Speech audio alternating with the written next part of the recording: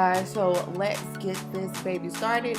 The first thing I'm going to do is take my Benefit Cosmetics Matte Rescue and my Lorac Matte, no, this is Perfection primers. Mix those both together and apply those onto my face by patting it on just to smooth it over my pores and create a even canvas.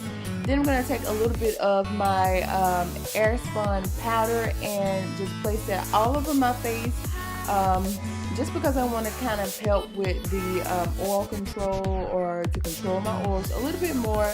So that's why I've been using powder before placing my foundation down. Now I'm going to take my LA Splash foundation, and this is in the shade Chestnut. You can use my code LOVESERENITY and get a discount off of all things on lasplash.com. And if you don't know, like, this is probably one of my favorite foundations because it takes only so little bit of product to cover up my entire face and to cover up all of my dark spots, all that. As you can see, it just looks like everything is just disappearing, and I really didn't place a lot of product on my face whatsoever. So I really love this foundation. The only downside is that it's really hard to pick out the foundations from their site because they haven't really did a comparison of other shades, so it definitely makes it hard for everybody to choose them. I want to try to do a comparison video. Not a comparison video, geez. I want to do a comparison swatch, but I no longer have like all of my MAC shades because either I've given away or I've used them all up on clients, so I don't have them anymore. But one day I am going to try to do a comparison shade chart so you guys can choose your correct LA Splash foundation shade, or maybe they'll come up with it beforehand. But see how flawless my face looks after like literally probably a pea-size amount of that foundation. Now I'm going to take my Anastasia Beverly Hills Truffle foundation and use that to contour my face. And this, I feel like, used to be so much darker, but it isn't as dark anymore. I don't know, and I don't really feel like I've gotten darker either, so I don't know what's the deal. Then I'm going to take Cool Golden, also by Anastasia, and I thought this was so much lighter, but it's not. It's closer to my skin tone. It's just like, it has that yellow undertone to it. And I'm using that to highlight my face and to further sculpt my cheekbones. That's why I place it a little bit under my contour areas. Now I'm taking my beauty blender and I am going to blend out my contour areas first, and then I'll take the beauty blender to blend out my highlighted areas. I was definitely reminded of why like I'm not like the hugest fan of these sticks, because they blend beautifully. It's just the finish of them. Because I feel like they contain an oil, just point blank period. So I feel like I got oilier faster because of these foundations, because I feel like they just broke back down. So needless to say, I won't be using those for a while because they're just not for me. They're more for a dry to normal skin person versus a oily girl like myself. Now I'm going to take the Black Opal Natural Light loose powder and place that all over my face. Well, not all over my face, but only in my highlighted areas. I'm placing it down first, and then I'm going to go back and just press it into my skin, because I'm not really trying to bake. I'm just laying it down so that it can kind of soak up a little bit of oils, and then I wanted it to just be pressed into my skin.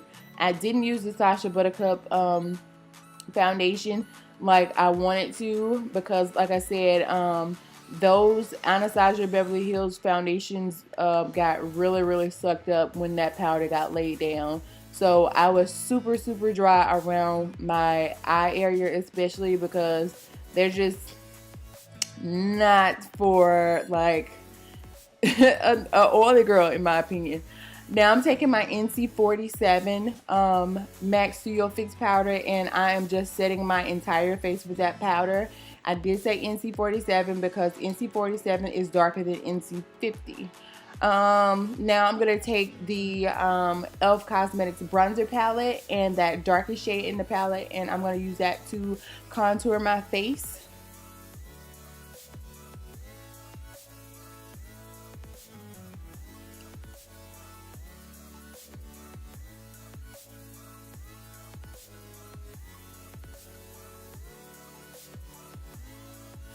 Now I'm going to take Anastasia's So Hollywood highlighter, or illuminator as she put it, and I'm going to use that to highlight my high points of my face, which are going to be my cheekbones, my nose, a little bit above my cupid's bow, and a little bit down the bridge of my nose as well. And again, like I was telling y'all about that Anastasia Foundation 6, the powder was just like too strong for those foundations. It had my under eye like so dry. So dry. Now I am taking the Morphe 350 palette, and in my opinion this is really a must-have palette because of all of these neutral shades. I'm going to take that first color, and this is going to be my second color that I placed onto my lid. I'm going to use my Get a Grip primer from Pure Cosmetics. And remember I told you in a couple videos back that it felt like it was burning, kind of like those NYX eyeliners. It is no longer burning. I don't know like what was the deal. Maybe it was like that first little liquid or that watery substance. I don't know. But it's not burning anymore. I'm going to take this fluffy Sonia Kashuk brush with the first lighter shade. I'm basically showing you where that color is going to go, and it's basically going to go in our crease area. I have hooded lid, so it would kind of seem like my crease area would be where that flap is, but it's really not. This is where my crease area is, where your socket is, okay? So sometimes you may have to just kind of push in to see where your socket is.